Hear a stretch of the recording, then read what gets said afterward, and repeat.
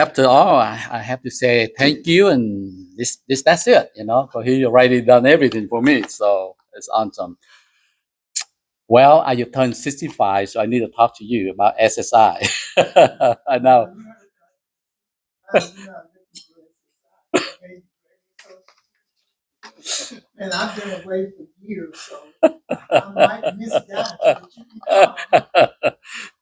And then when I heard you all talking about the prison ministry, so that's what I'm going to do. So I maybe come over and learning from you all. We work with the school, the university called the Global University. And for what they saw, what we do, what we done in 44 countries, and they said, Pastor Dan, can you help us for the prison ministry? I said, no, I don't have time to take another one. And they said, we need your help. So it took me 5 years before I said yes.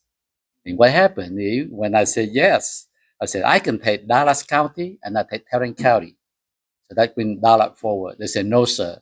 You have to take the whole state of Texas. I said, are you kidding me? This is the country. This is the Republic of Texas. What are you talking about?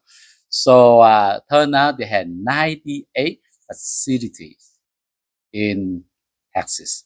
So we're going to take care county first, and then we're going to do state, and then we can do federal. So I said, wow, this is a whole lot. But, with Jesus, we can do all things. So I said, go ahead and do it. So we got the training coming in October. And then we have 400 inmates already ready for to take over. So I may be coming up here and need your help. So anyway, thank you for introduction, Mr. President, and great to see all of you. It's a long way, It took us like 3 hours from traffic slow down in Dallas Forwards, and I just honored to have my future. This is the two will be take over my spot for future. When I turn 65, I have to looking for somebody I need to train.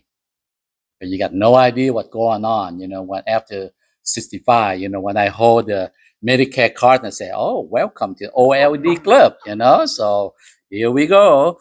And um, it take 45 minutes. That's he allowing me to share with you about my life, what I've been doing. I say, well, 50 years came to this country, we just go ahead and sync all together for 30 minutes. So hopefully I can release you, after 2 hours, right? No. But looking back for the long journey, I know that God is so good for me. And the song, he faithful. He is so good. I came to this country with no English at all. I remember when Day River came to my country in 1974, and he got horrible burn, half of his body, and you can see the bone. You can see, just like really, I can say, the first time I saw Day River in Vietnam, that scared me. That night I could not sleep at all. Just like I told him, I said, "Wow, you like see the big monster coming in, in the city." But what they river told with all the students, I am a 1 hour 500 student in the school assembly, and this is what he said. The first time I came to Vietnam with gun called M16. Now I coming back, John 3:16, and that melt my heart. That changed my mind, everything. And I took the John 3:16, and there river, I worked for him, worked with him, and side by side, John 3:16, we continue to fight for Vietnam. We continue to go to 44 countries. So that's what I'm going to be here tonight and share with you. So 1975, my country, the company took over and control the whole country. So my dad he worked with all the missionary. They call it the international missionary. So every missionary, different country came to my campus, my dad campus, and then the communist label my dad is the CIA, working for the government. So that means if we capture my dad, Not only my dad got killed, but my whole family got executed. So we had the letter from U.S. embassy say, well, if anything happened to Vietnam, we go to come and rescue you. And we got three levels. Level one is only for U.S. citizens, and then level two is working with U.S. government. And my family, we are level three. So within 48 hours, when the company took over, so the last president of South Vietnam just ordered all U.S. got 48 hours to get out from Vietnam in 1975, so they can help level one, level two. So level three, my dad got a phone call from the U.S. embassy's office say, Pastor, you need to go down to Saigon River and get into that boat number, and try to take your whole family out from Vietnam because your name already on the execution list with the communist. My dad said, why? I'm the pastor. I said, well, because you work with many um, missionaries, so they think you are the CIA, so try to get out. So my dad took the whole family to the boat on the river, and that happened on April 28th. And communist took over 28th, but then they labeled like April 30. So April 30, that I born in April 28th, so that means every single year, just refreshing and just remind me what's going on like every single year. So the fourth boat, we went on to the wrong boat for the first time. A day later on, the whole boat got towed back to the river, and every single one of that people in that got killed. Because they say if you try to escape Vietnam, you end up the same thing. We're so glad that we got on the wrong boat. So our boat stuck until May 1st. And then May 1st, the boat, the engine started running, and then we just took 8 hours from Saigon River out to the ocean. And the communists stopped us 3 times. The first time, they stopped and they said, where you guys going? And we all in the bottom of the boat. So we listened to them, and they said, well, we are the communists. We have to go and patrol the river. So they let us go for the first time. The second time they stopped, same question and same answer, so they let us go. But the third time, they stopped and they want to shut the boat. And then they opened the little window, and the guy just said, hey, anybody got anything on red color? We need 7 pieces. If not, they kill us all.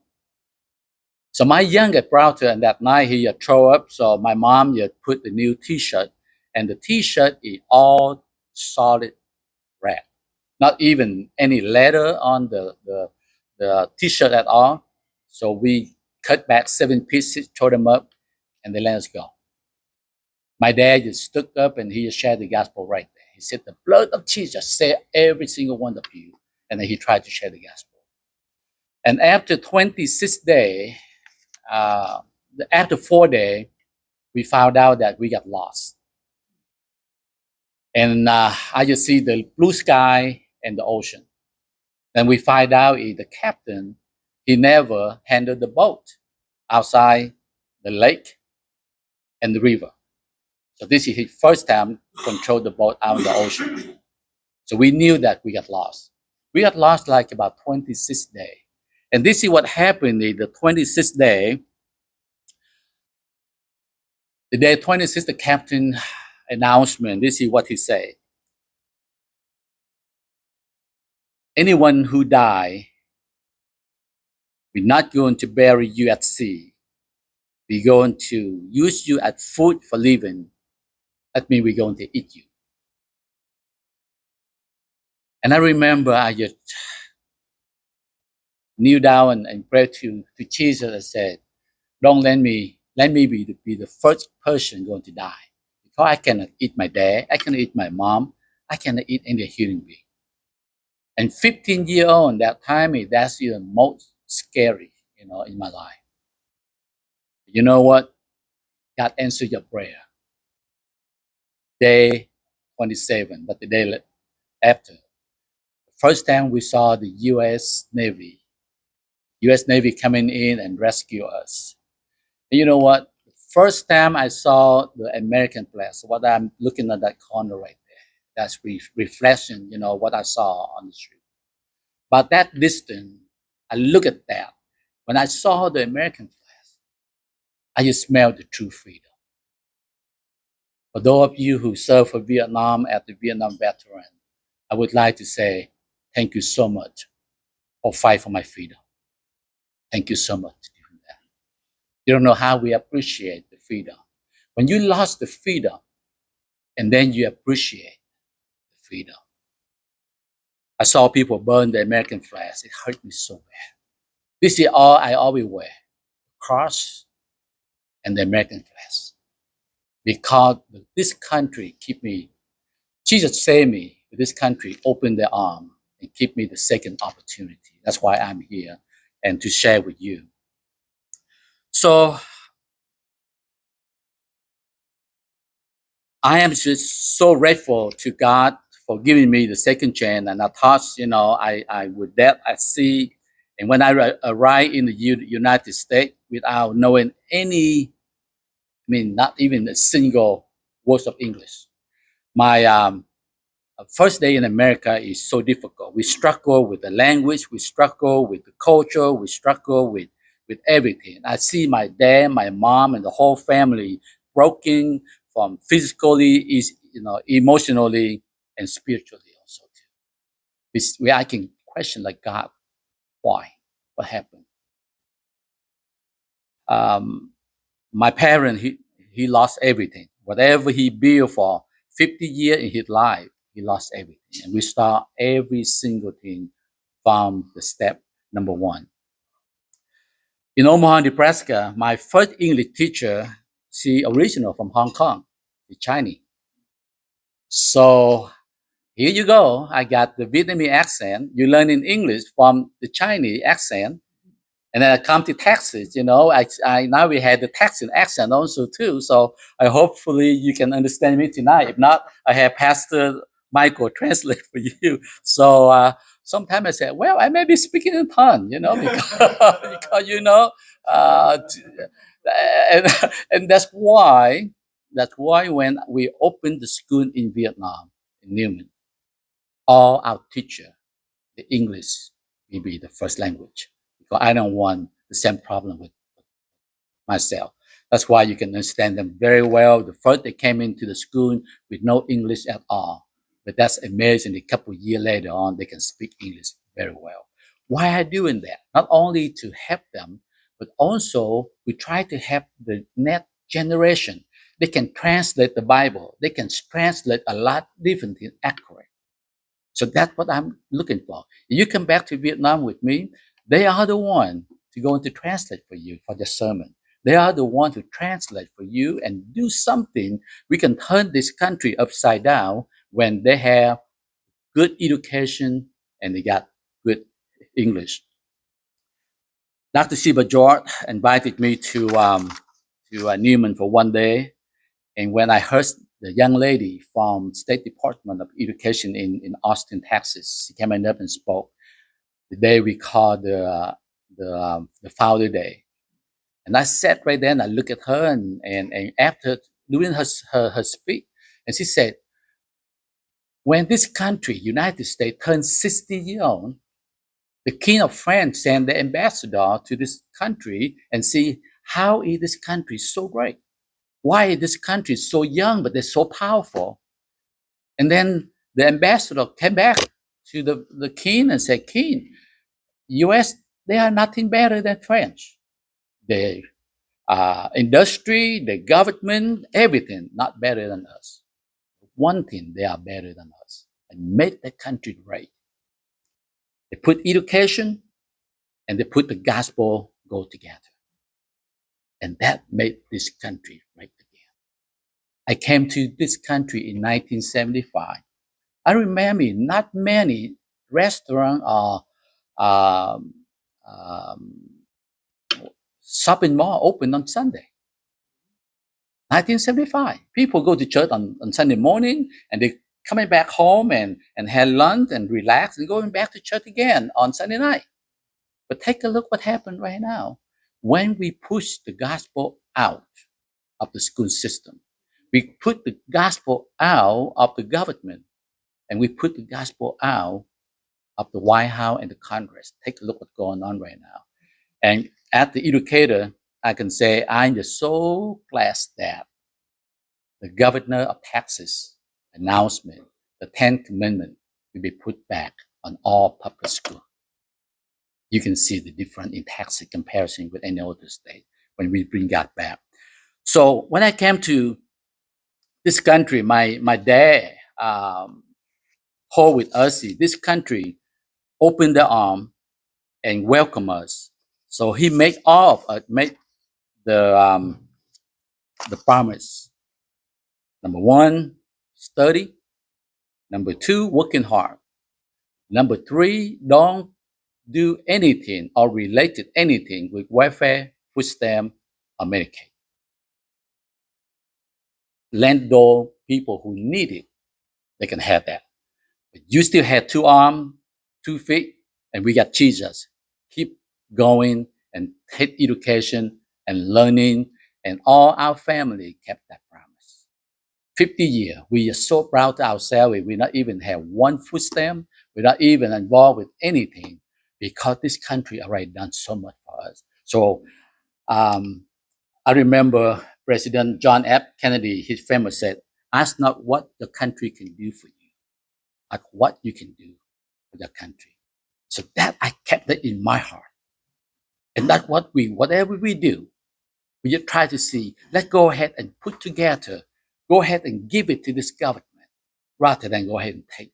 Let people who need it, And then my dad passed away when he turned to 91. And I remember I told my dad, I said, Dad, thank you for doing that because God blessing our family so much. We have the doctor in the family. We have educated in our family. We have my son served the country. One day he came to me and he said, Dad, time to pay back. I knew exactly what he talking about. But I said, what Bible school do you want to go? And he said, no. You don't understand that. Time to pay back. He said, this country has done so much for us, for the family. I want to serve. I said, you know what? You serve the country and I serve you.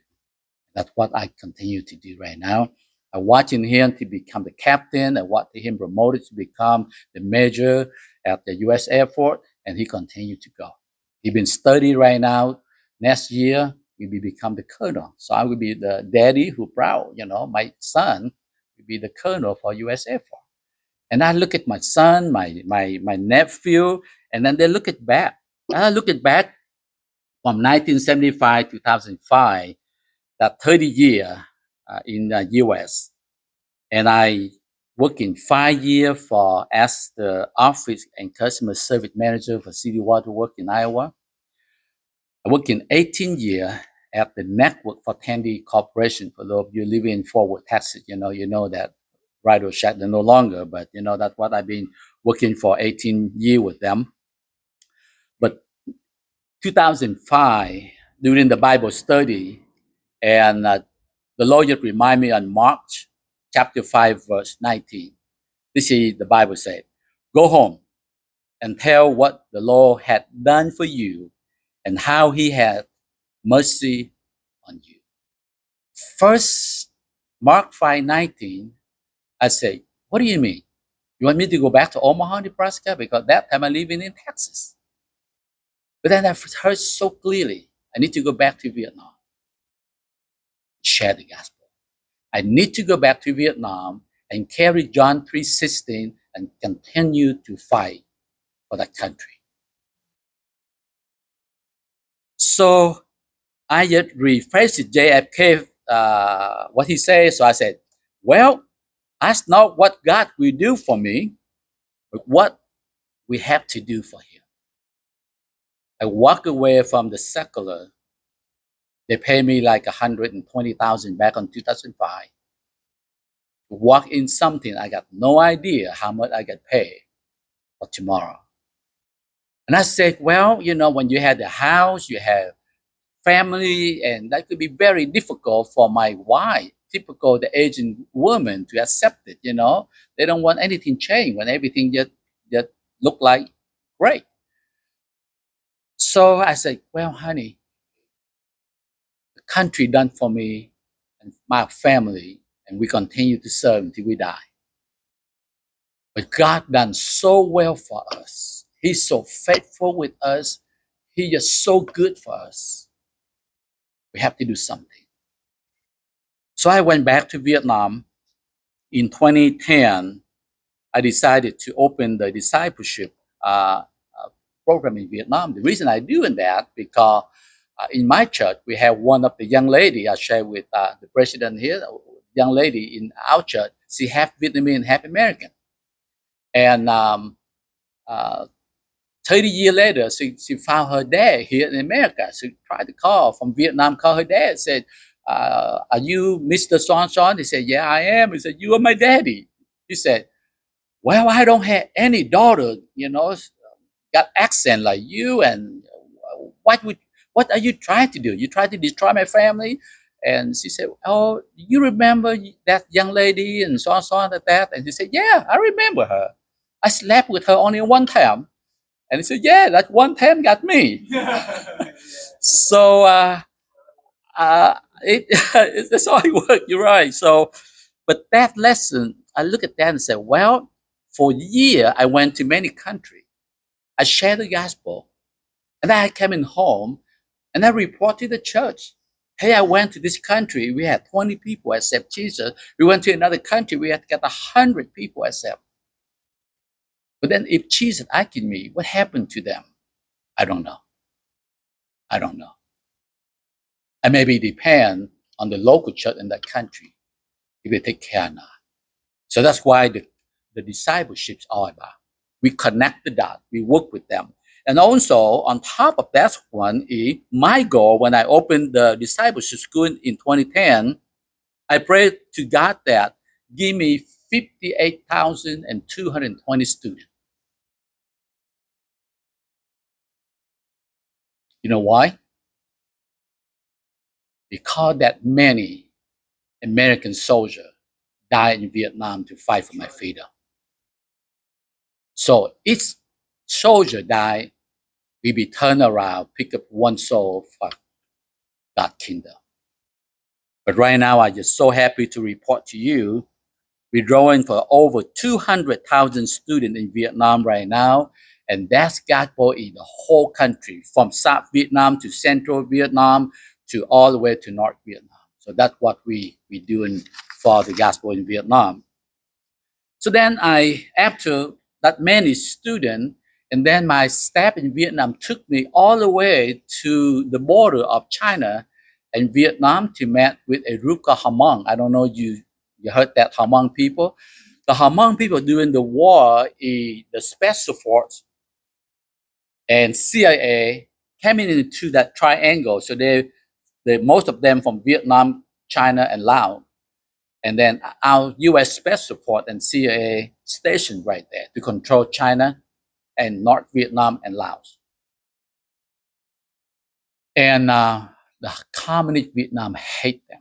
I can say the Jewish people is the most got put the persecution. Among people is the second.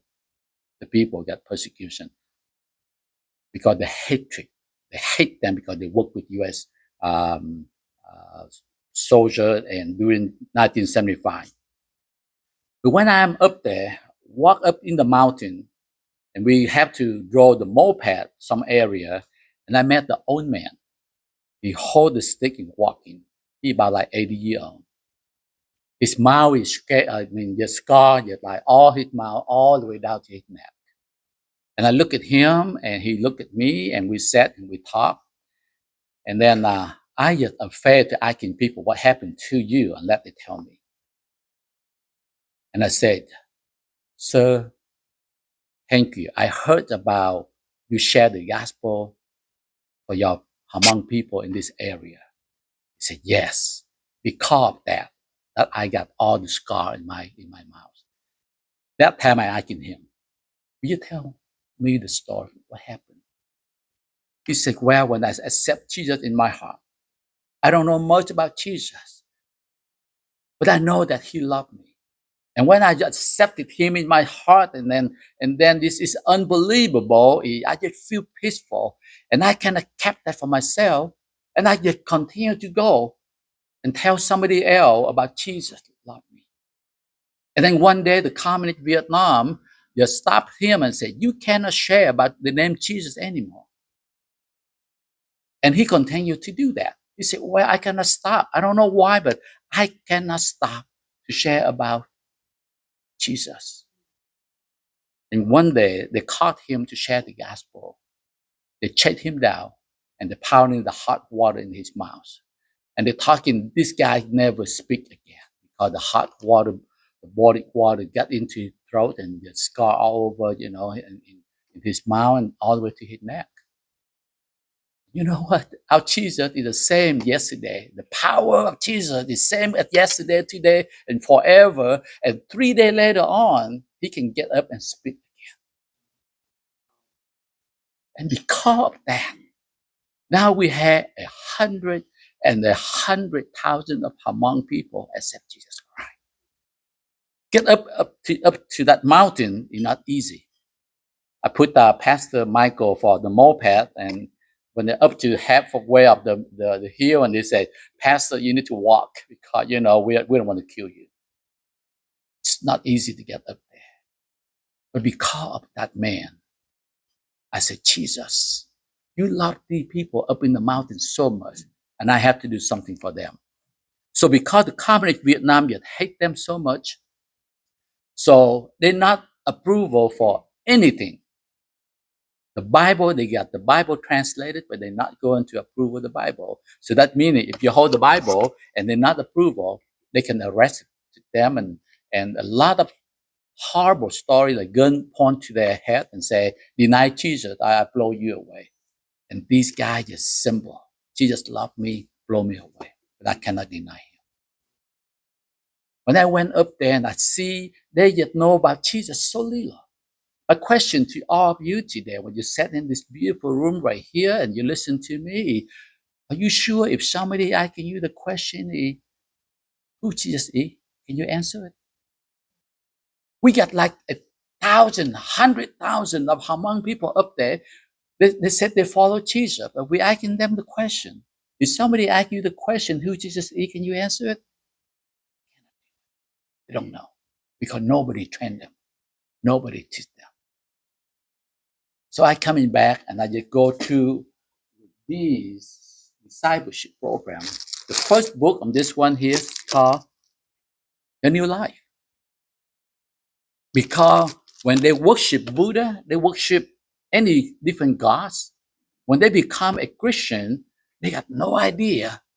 They got no idea how to read the Bible. Sometimes they open the Bible and say, "Oh, God killed this person, God destroyed, this country." And say, "Oh, your God is so evil, so I'm not going to follow your Jesus anymore."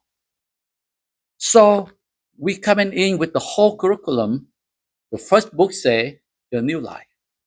The second book called the Bible. And the book number 3, Who Jesus Is, we kept go all the way. Why 18? Because we go from 18-year old, from when you're born, 18-year old. So that means every book, that means, for 1 year old, so all the way up. Then we translate from Vietnamese to their own language, Hmong. And when I took the book to the publisher and I said, "I need to publish this book," and they said, "No, no way. This is Hmong language. We're not going to do this." And I said, "Well, you know what? The Lord bless it in my heart. We have to do this one, and none of the government will be stopped. Can you try it?" And they said, "Okay, I can try it, but I told you, all Christian denomination try it. The government hate Hmong so bad, and they're not going to approve it." So they send the first 2 books to the publisher.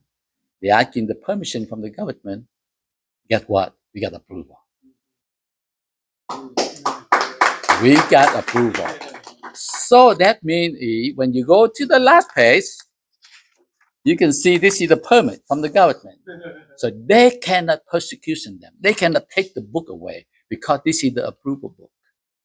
And now what we do, we got all 18 done. They stop it right now. You know what? You can stop any way they want to because the permission already gave it to us, so we kept printing. We kept printing. We don't have to ask in permission anymore because people not open the bag and say book one, book two, how many, So we asking 20,000. So we kept take the same permit. We asking the printing company, hey, I got the permit. I need another 20,000. So they kept going to do that. So right now we got all 18 right now, but let me share with you about the miracle about this one here.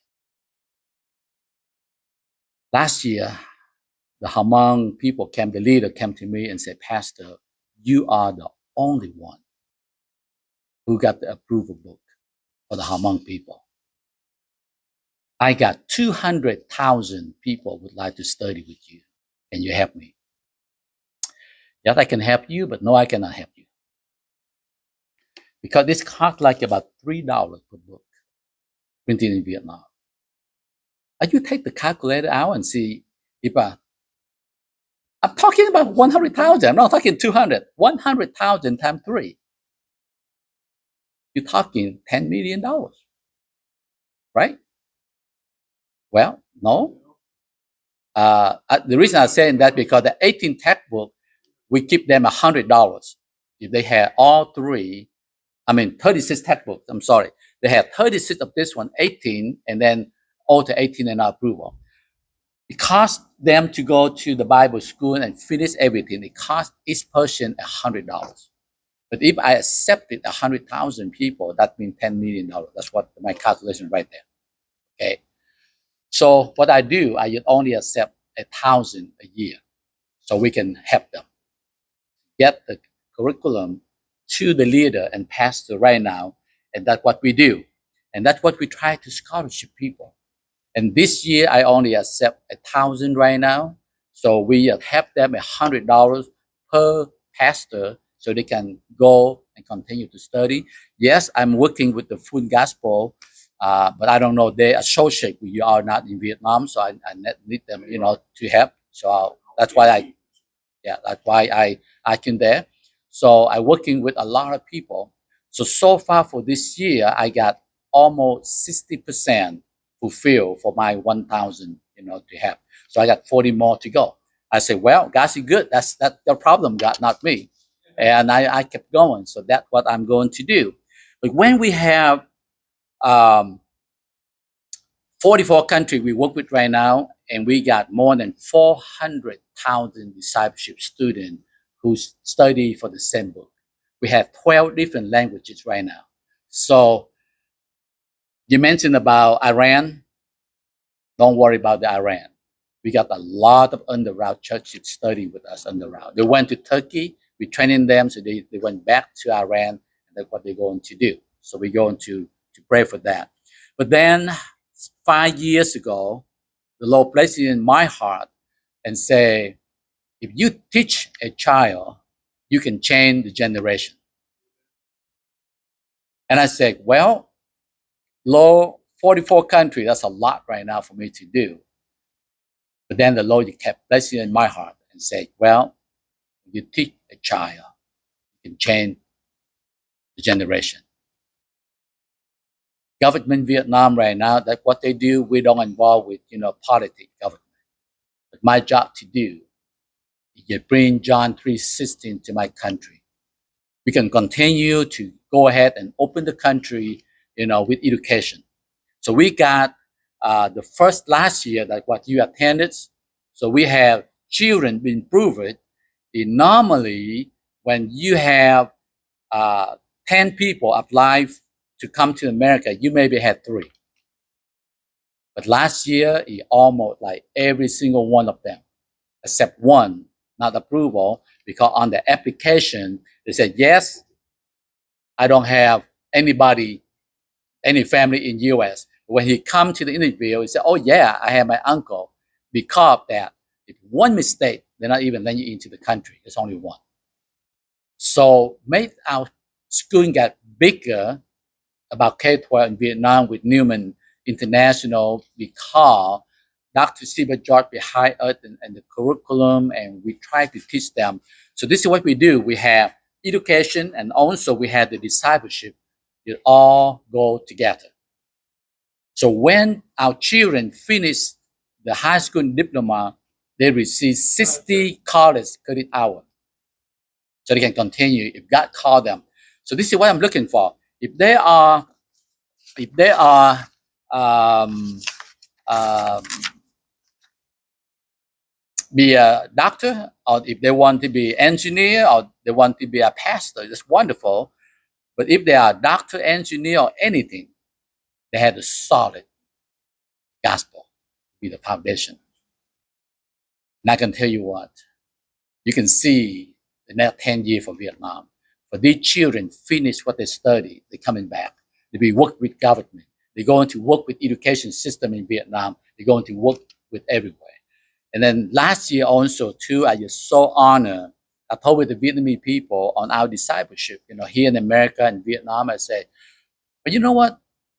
Matthew 28 said, you have to go all nations, share the gospel, right? And then we baptize them in the name of the Father, the Son, and the Holy Spirit. And then what? Teach them everything, not one thing. That means discipling them. And sometimes we forgot the last part. That what we do and what happened is we're so proud in Zambia. The first time we had the facility, say, donated by a Vietnamese Christian community, in Zambia. We opened the Bible school right there. And I said, Tam, we need to do the revival. And I'll tell you what, for the last 2 years, something happened big. The revival, I had opportunity to travel many countries. I never see the people need God like the last 2 years. That happened in Vietnam in 1973, 1974. Just easily, you share the gospel, people accept Jesus in the heart right away. And then community took over. And I can see the last 2 years. Right now, you can see, the country again, another country. And then you know what? It not surprise us at all. Jesus coming back very soon. You are the businessman. You are the man and the woman of God. Tonight, I can share with you what's going on with my heart. And I look back on the past 50 years. We had not only survived,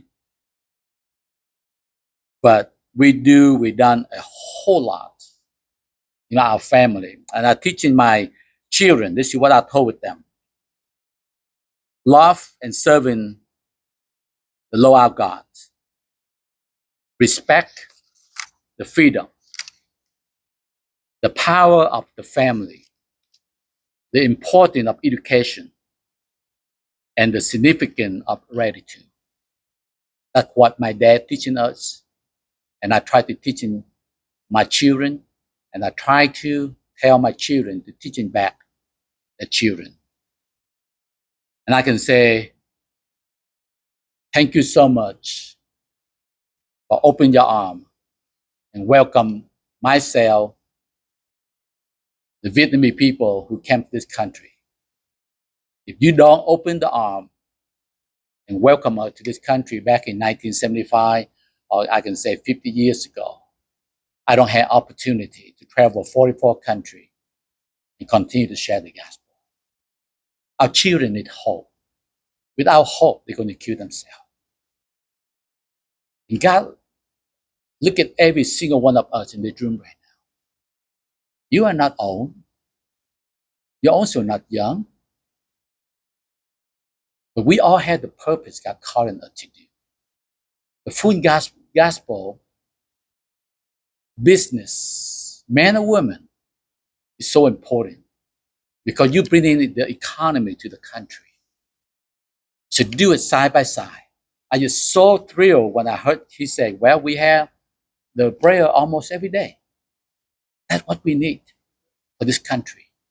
That's what we need for every country on this earth.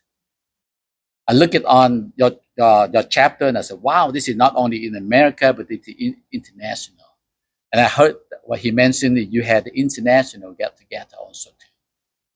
Together, we can do great thing for this country and for this world. So business sometimes is up and down. But don't lose hope because your children watching every single one of you to see how you deal it when you're in the most difficulty. My dad tried to teach me, yes, we are very difficult when we came to this country. But we got Jesus. We got everything. I love the song, The Goodness of God, and I open every day to listen to that, you know. And yes, all my life, God has been faithful, and all my life, God has been so and so good. And I'm sure of it. When you look back, God's so good for every single one of us. Continue to go. I mean, you are so important for this city. You are so important for this state.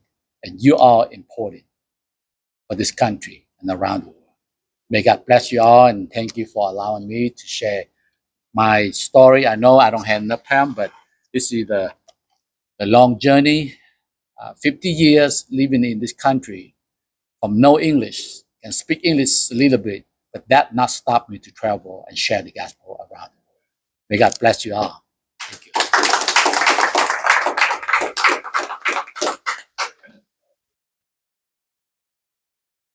Those people who are watching us today, you are so important. You're so important that God died for you.